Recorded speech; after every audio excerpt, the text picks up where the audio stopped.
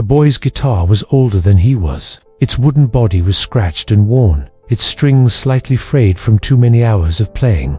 Yet in his hands, it became something more than an instrument. It was his voice, his only way of telling the world that he was here, that he mattered.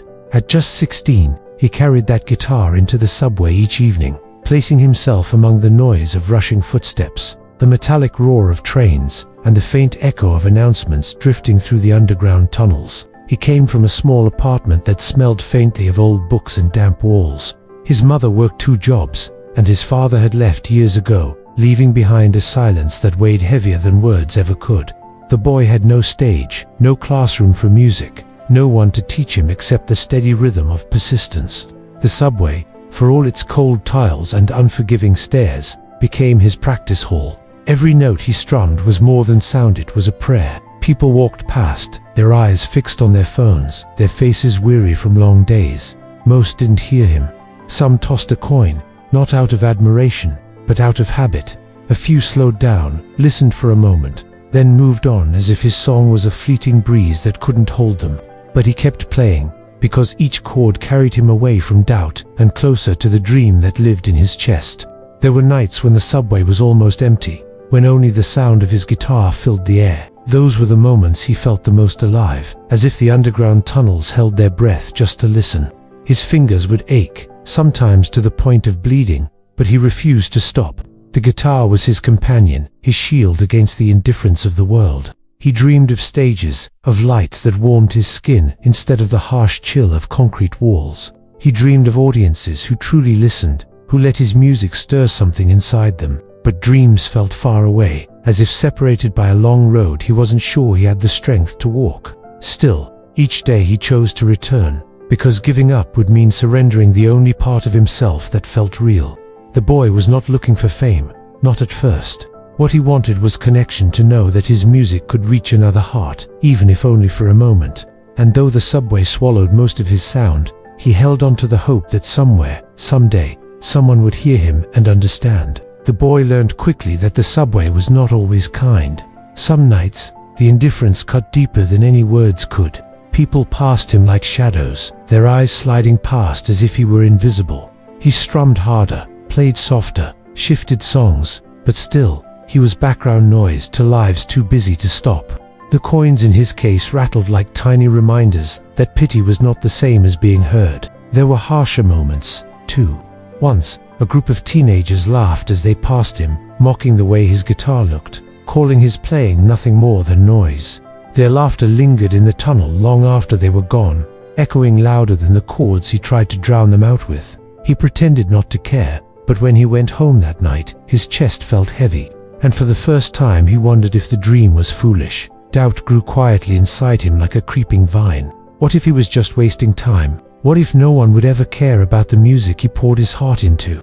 There were moments when he thought about leaving the guitar in its case forever, locking it away as if it were only a child's fantasy.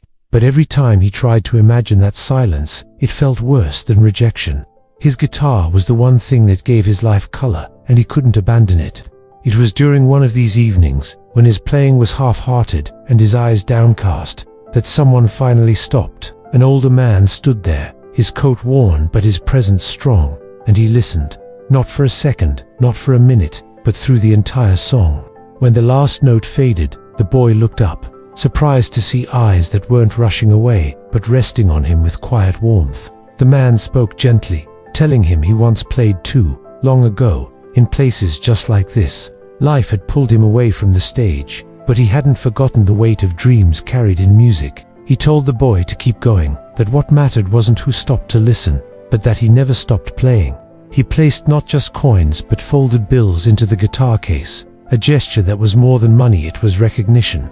That night, as the boy walked home, his heart felt lighter. For the first time in weeks, he wasn't fighting against his doubts alone. A stranger's encouragement had become a seed planted deep inside him, a reminder that even in the loneliest tunnels, someone could hear him. And maybe, just maybe, the dream wasn't so foolish after all. The boy returned to the subway with a different kind of energy. His guitar still carried the same scratches. His clothes still smelled faintly of the underground. But something within him had shifted. That stranger's words echoed in his mind each time his fingers brushed the strings. Keep going, don't stop playing. What once felt like a fight against silence now felt like a journey he was not taking alone. His music began to change. Where before his playing carried hesitation, now each note rang with more certainty, as if he were no longer asking permission to be heard, but simply sharing what he had to give. The tunnels seemed different, not brighter, not softer, but less heavy. And though the crowd still hurried past, a few more faces began to pause. Some lingered a little longer, some recorded him with their phones, and once in a while, a child tugged at their parent's sleeve to stop and listen. These small moments mattered. They were proof that his sound was not disappearing into nothingness. One evening, when the air smelled faintly of rain from the streets above, he played with his whole heart, his voice rising along with the guitar. A small crowd formed, strangers drawn together by the pull of his music.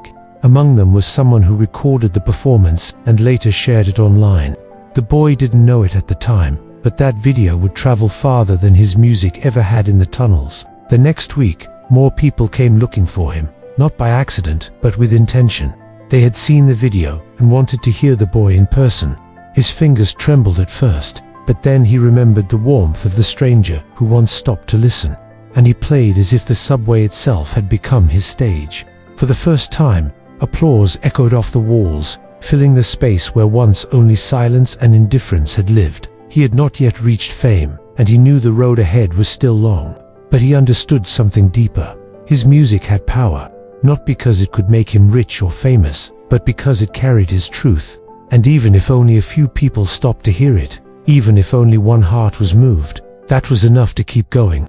As he packed up his guitar that night, he smiled to himself. The subway would always be where he began, the place where rejection shaped his strength, and where kindness gave him courage. And while the world above continued to rush by, down there in the tunnels, the boy had already made it because he never gave up. Life often tests us in places we least expect. For this boy, the subway was both his struggle and his sanctuary. His story is a reminder that even when the world seems blind to our efforts, persistence carries us closer to our dreams. We may not all hold guitars, but we each have something worth sharing, something that deserves patience and belief. Never giving up is not just about reaching success, it's about discovering strength within ourselves. If this story touched you, share it with someone who needs encouragement, and remember to like, comment, and subscribe for more tales of kindness.